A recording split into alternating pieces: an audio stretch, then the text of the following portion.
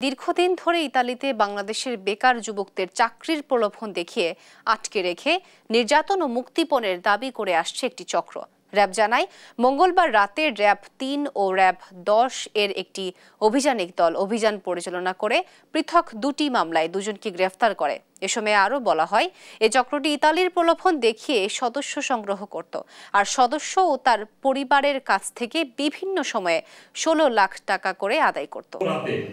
RAB সদর দপ্তরের গোয়েন্দা উইং র্যাব ৩ এবং ১০ এর যৌথ অভিযানে রাজধানীর ভাটারা এলাকা থেকে অভিযান পরিচালনা করে মাদারীপুরের রাজর